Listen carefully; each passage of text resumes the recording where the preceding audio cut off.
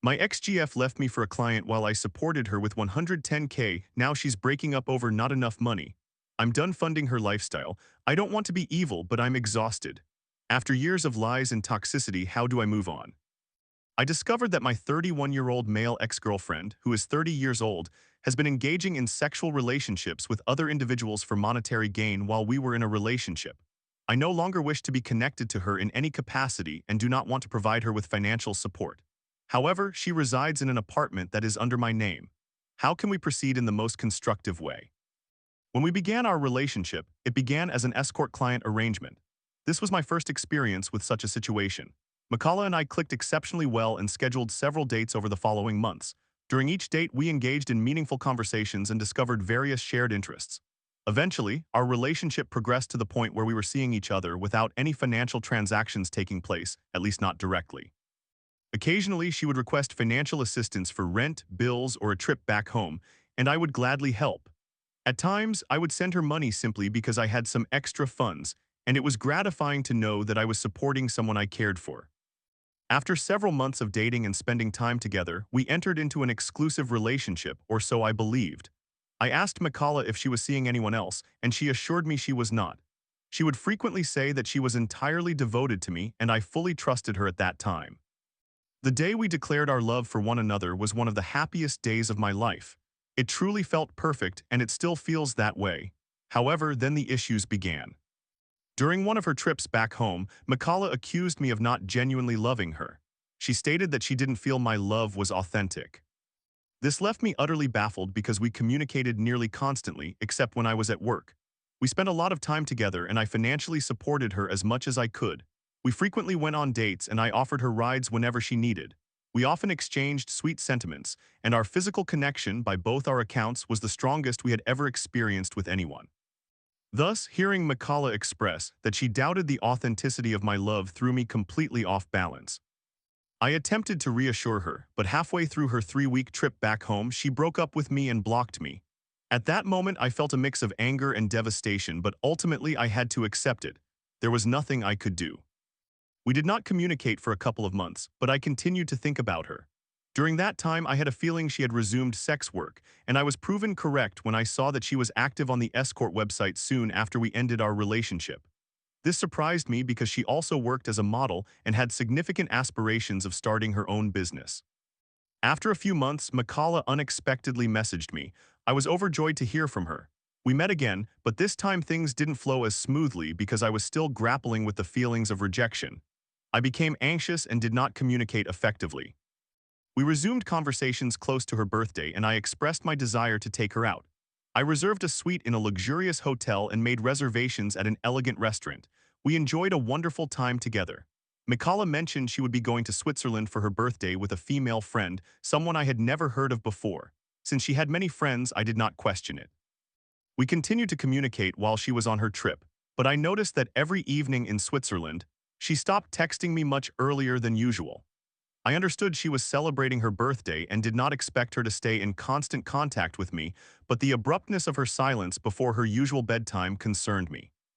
Upon her return, we resumed our relationship just as before. Everything felt wonderful and we officially recommitted to one another. However, new issues began to arise. Mikala is very active on Twitter. Although I do not have a Twitter account, I occasionally checked hers to stay updated on her life.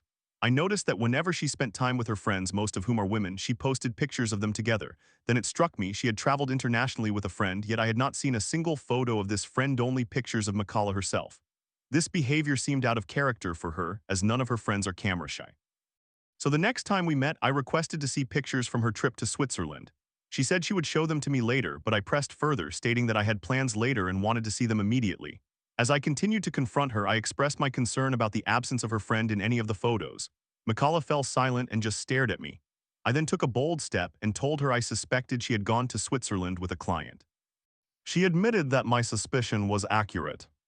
I suppose I should have anticipated that outcome, but I was still heartbroken because she had initially gone out of her way to tell me about the trip and insisted she was going with a girlfriend. I had not even initially asked for details, so I could not understand why she would lie about it.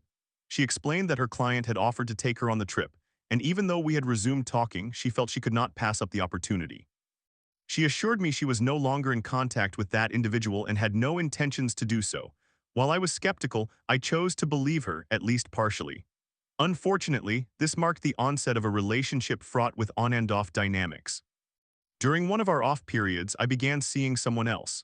I decided I did not wish for a long-term relationship with that individual and returned to Makala before ending things with the other woman. Because I had not completely severed ties with the other woman, I was technically cheating. Makala discovered the other woman because of text messages on my phone. I consider this to be the beginning of the end of our relationship. She was utterly devastated and I felt like a worthless person. The subsequent weeks saw me pleading for a second chance and doing everything she requested to regain her trust. From that point onward, everything I did that seemed suspicious to her was perceived as evidence of infidelity or dishonesty. Even texting or talking to any of my female friends or coworkers was viewed as an act of cheating. Yes, I had been seeing that other woman and did not disclose it, but that instance had been the only occurrence. Despite all of this, we continued to strive for our relationship. Most of the time, it felt perfect again. We expressed how deeply we loved each other and discussed our future aspirations together. This was soon interrupted by her doubts about my honesty, accusations of cheating, or questioning my love for her. This cycle persisted for 3 months. During that time, a number of issues arose. Our arguments became increasingly heated. In each conflict, I discovered a new lie she had told previously, evidence of her engaging in sex work when she claimed she was not, and extremely hurtful words directed toward me. These disputes often followed a predictable pattern. 1. Her calling me a liar or accusing me of infidelity. 2. My attempt to reassure her through every means I could, demonstrating my honesty, sharing my location, letting her look at my phone, reviewing my work messages, emails, phone calls, and answering any questions she had. 3. My accusations that she was exploiting my generosity for financial gain. 4. My assurances that I was striving to improve after cheating. 5. Her verbally abusing me. 6. My promises to be a better partner for her. 7. A resolution of the argument with mutual expressions of love and affection. This was undeniably a classic toxic relationship. That being said, it felt as though we were both quite committed to one another and determined to see things through. I found myself becoming fatigued, yet remained devoted nonetheless. The real financial issues began to emerge. Early in our relationship, Makala communicated to me that I needed to be able to support her financially. I was confident in my ability to provide as I had a good job. Makala shared that she would undergo several significant life changes that would increase my financial responsibilities. In hindsight, I realized I was being quite naive. It felt rewarding to know that I could support the person I loved in any way possible. I wanted Makala to rely on me to provide for her, especially since that would allow her to avoid engaging in sex work, so I was happy to assist. However, these new developments necessitated that I seek more income. I enjoyed my job and was reluctant to leave it, so when a new position opened up at my company, I was excited. The catch was that it would require relocation to a neighboring state. The states are quite large, which meant that we would not be able to see each other as often, but I needed to make this move for a higher salary. We both ended up relocating simultaneously. I moved to a neighboring state while she moved just 10 minutes from her previous location. I covered her moving expenses and provided her with approximately 5 months' worth of rent. The subsequent story is quite a twist. After a month of not seeing each other, I returned for a visit. We planned a lovely night out, staying in a luxurious hotel and dining at an upscale restaurant. Makala proposed that we pay one of her female friends to join us for a threesome. I immediately declined, finding the suggestion to be terrible. However, she persisted, so I eventually agreed. The outcome was disastrous. It felt like she was more focused on her friend than on me throughout the experience. We ended up having a major fight, and I packed my belongings and stormed out of the hotel room. She mocked me, claiming I was upset because I wasn't having sex with her friend and that she was pleased I was leaving. As I reached the elevator, I considered how foolish the situation was, not wanting to end things on that note. I turned back and knocked on the door, and Makala opened it. We began arguing again, but this time she found herself locked out of the hotel room and unable to re-enter. I was frustrated and ignored her for the most part as we headed to the elevator. Inside, we stood in silence until she suddenly slapped me hard across the face. In disbelief, I pushed her away from me and we went our separate ways. I was in shock. While we had experienced intense fights before, it had never escalated to physicality. Later that day, while on my flight home, I received a message from her, apologizing and expressing her regret over what had occurred. I also expressed my apologies for my handling of the argument, and remarkably, things began to improve despite that night. However, not long after, she informed me that her roommate wanted her to vacate the apartment as soon as possible, prompting her to request my assistance in finding another place. I ended up leasing an apartment in her city under my name where she now resides. During this time, Mikala told me she would seek steady employment in order to meet her financial commitments, and I agreed to help with the rent. Ultimately, she decided she did not want to pursue a job. I began to panic as my financial obligations were mounting with no relief in sight. All expenses were much more manageable before she and I moved and before I relocated for work. Although my salary increased, it was not significant enough. Fast forward to her birthday, which has arrived. She wishes to travel to Japan this time, and I can confirm that she will be accompanied by an actual female friend. I even went to the airport with them for her birthday celebration. A couple of weeks prior, I asked Mikala how much money she required for her trip to Japan. She provided me with a figure, and I transferred that amount to her. In the past, she had complained about having to wait for money, so in an effort to be the boyfriend she desired, I made sure to send it promptly. In truth, she had only had to wait on 2 occasions. For fun, I calculated the total funds I had sent her since the onset of our relationship. It amounts to around 70,000, excluding the rent for the new apartment, which would bring the total to 110,000 by the end of the lease term. My birthday follows hers closely, with the plan for me to host her at my home, allowing us to celebrate together. I know this is immensely important to her and believe it should happen without question. Unfortunately, I am now out of money and cannot afford to do so. I have recognized that she does not plan her use of the money I provide and simply spends it, repeatedly suggesting that I am withholding funds from her or implying that I must have a hidden fortune somewhere. How I wish that were true. She requested more money just before departing for her trip, and I realized I would be financially strapped for a couple of months while waiting for my next paycheck. I only had enough remaining funds for her rent, my rent, and food for myself. When I communicated this to her, she was not pleased. While she was away on the trip, she grew increasingly distant and barely communicated with me. She inquired about coming to visit for my birthday, and I explained that I didn't have sufficient funds because I still needed to pay her rent. Then she dropped a significant revelation. She planned to engage in sex work while in Japan and was ending our relationship. Naturally, I was furious since I was working hard to provide for her to the best of my ability, and now she intended to engage with someone else. I attempted to discuss it with her and explore options to prevent her from returning to sex work, but she stated she had made her decision, and we were finished. This is the moment it became clear to me that I was likely being exploited for my financial resources, and any discussions of love, happiness, and a future together were merely convenient deceptions to fulfill her desires without requiring her to work. I recognized that I was not perfect, but I didn't believe I deserved to be treated this way. She ultimately told me she had decided against participating in sex work during her time there, and while we communicated, she still insisted on maintaining our breakup. Then, during an argument, she confessed to engaging in sex work during periods when she claimed she was not.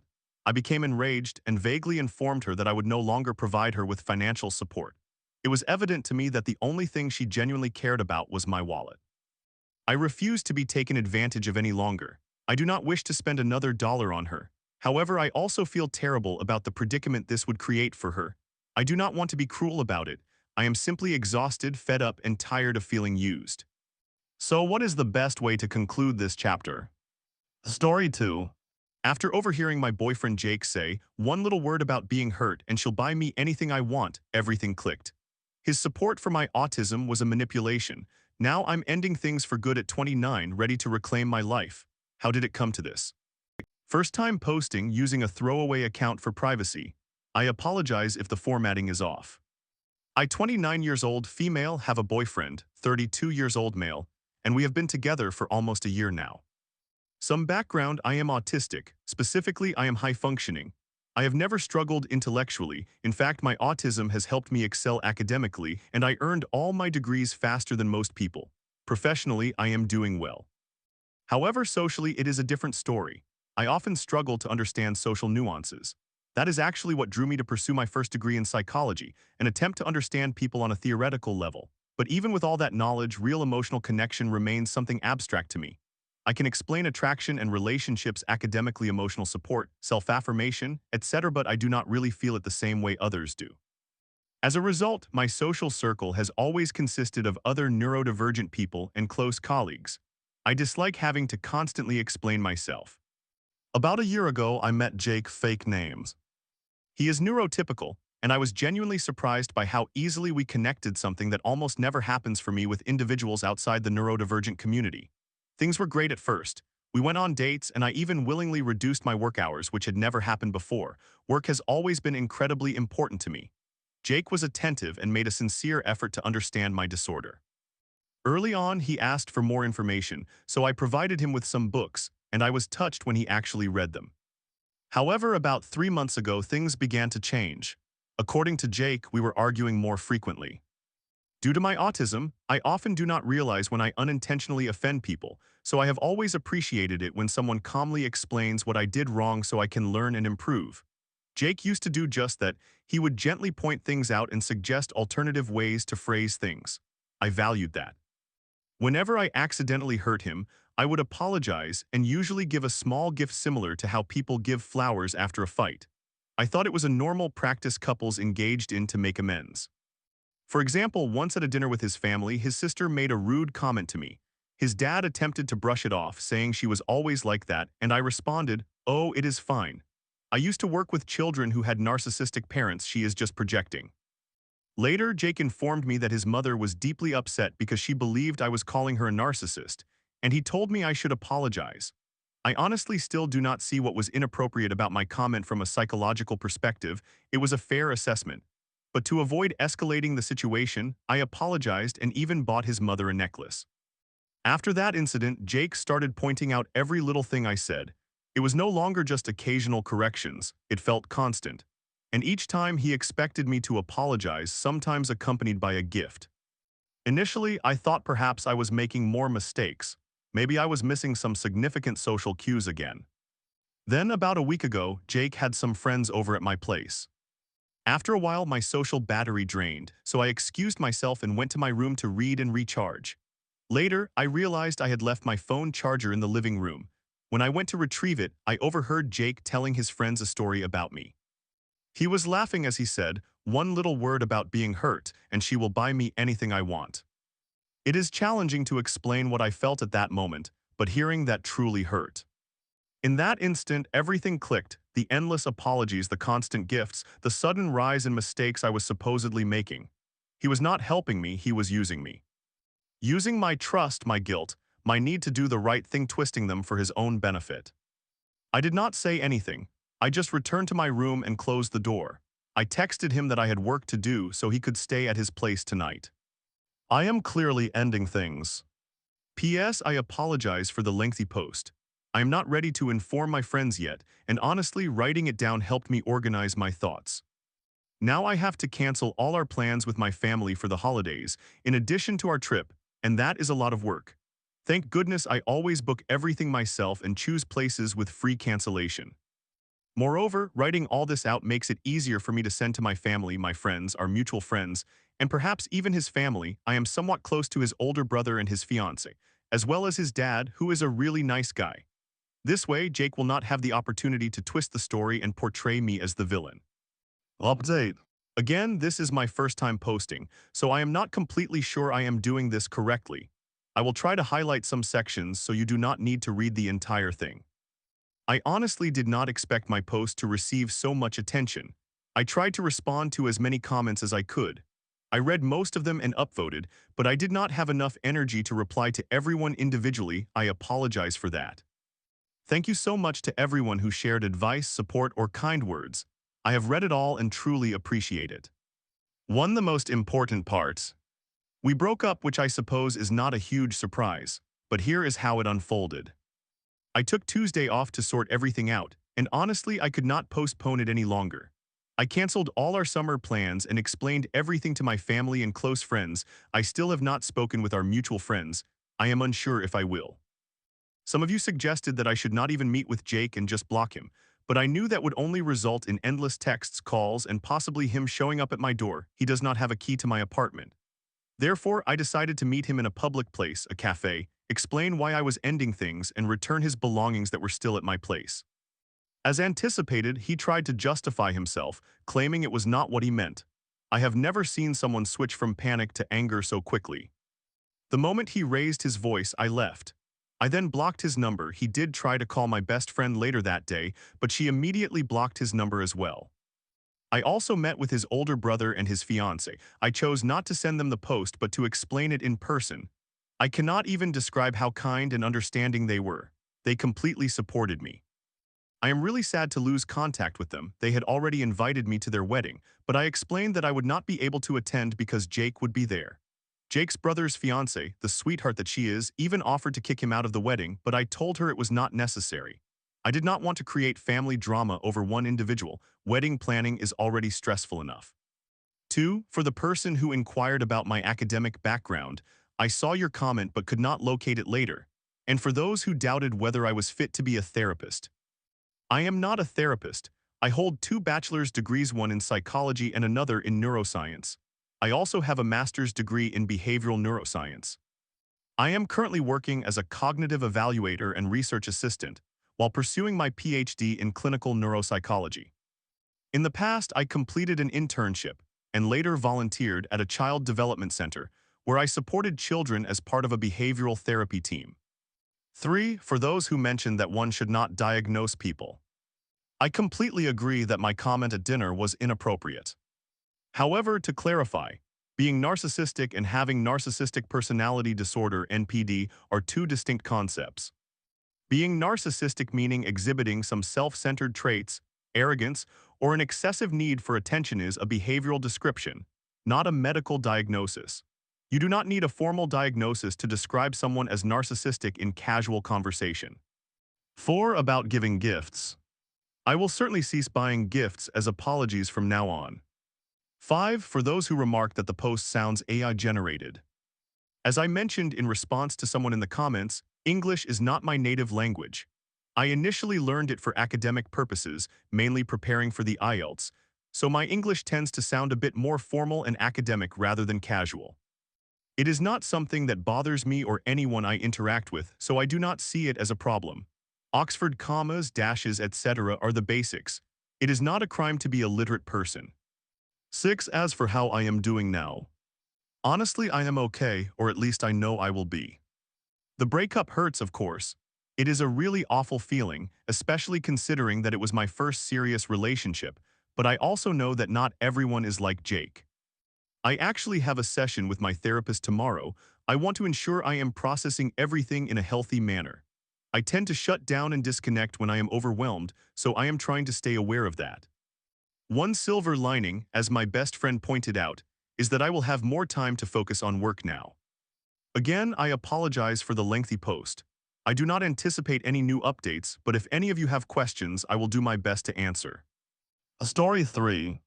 I left my first love, Sadika, without a word. I'll be waiting for you at 6 p.m. tomorrow, she said, but I never showed. 10 years later, those haunting words echo in my mind. Did I destroy her? I'll never know, but I still love her. What was I thinking? Long read. I was not from her town. This town was where my grandparents lived. I had to study the 10th grade there for reasons irrelevant to this story. I was born and raised in the city, so it was quite a culture shock for me. But this girl was different. It all began when I noticed her stealing innocent yet inquisitive glances at me in social studies class. I dismissed it, telling myself it was just a coincidence. However, it kept happening more frequently in different classes and various places. She began appearing at the shops I passed while heading home or magically near the alleyways I used to avoid traffic. Eventually, I started having feelings for her as well, and with a few encouraging words from my friends, I gathered all my courage. I still couldn't confess my feelings to her, so I wrote it on a small piece of paper and handed it to her. I wrote, "I love you so much, too much," and gave her my number, asking her to read it when she was alone on New Year's Eve 2014.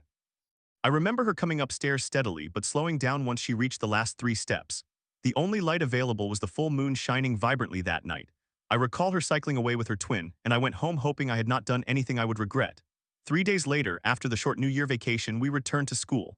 Suddenly, the girl who used to look at me and smile began walking with her head down to her seat in class. I was confused and did not understand what had gone wrong. That evening, she was playing tag with one of her friends, and when she ran past me there was nothing. She seemed happy, which was something, right? She crossed paths with me again. Nope, nothing at all. But the third time she seemed to slow down a bit. She took something out of her pocket. I could see she was trying hard to hand it over to me but could not muster the courage to do it. Instead, she threw it a few stones behind and ran away. I went to pick it up. My heart was thumping rapidly. With bated breath, I opened it. It read, "I love you too," with her number below, yes, with a red heart drawn in glitter pen. It was math class immediately after. When I entered the classroom, I saw her for the first time in this new reality I had just stepped into. She was finally mine. For the rest of the class, we could not stop trying to express our feelings through our eyes. Even though we eventually became bolder and talked more, holding hands more often, our deepest and most passionate conversations exclusively happened through letters, which in a way marked the end of our story. I wrote her a letter once which I kept in my book to give to her the following day. I forgot it. My parents found it while cleaning my room. My mother especially freaked out. It may have been more about her realization that her baby was no longer a baby rather than her being conservative. I am very open with her now, but she just did not want me to continue this relationship. I rebelled. I knew that even though I was a child, I had not done anything wrong. I simply loved a girl who loved me too. Then she caught a text my partner sent me one night. The final straw was another letter I wrote, expressing how beautiful she looked dancing at our annual school party. She danced to a song that I loved. I was faced with a brutal ultimatum from my parents: break the relationship or they would get involved and resolve the situation through the school. I did not want my girl to be embarrassed, so I chose what I believed was the best possible choice. I decided I would end the relationship. The heartbreaking reality is that I never ended up telling her about it at all, so she has no idea, and she will have no idea whatsoever in the future. I hate myself. But as a kid dealing with the complexities of a relationship for the first time, I simply did not know how I would go about it. I knew that once final exams were over, we would be moving back to the city again, so at least I had a tentative date by which I would have to break her heart. Before I had any time to sort anything out, that time arrived. It was my 16th birthday, and it was also the first of the 6 exams that would complete my 10th grade. First thing in the morning, even though her exam center was on a different route, she stopped by at my center and handed me a chocolate, wishing me well in front of my father. My dad is chill in a way, even though he was not particularly supportive of this. I looked at him with a confused expression and he nodded, urging me to take it. That would end up being the last time I would see her in person. The last day of exams arrived. All my friends were planning to get together for a huge party and she called me. Her soft voice was filled with nervous excitement. Hey, everyone is planning to have a party at Ibako. The ice cream here is amazing. I really want you to come. Everyone here is with their partners, or we could meet somewhere else. My mother was just an earshot away. I wanted to say yes with all of my heart, but I just couldn't. I replied, yeah, sure, I'll be there, whatever you want to do.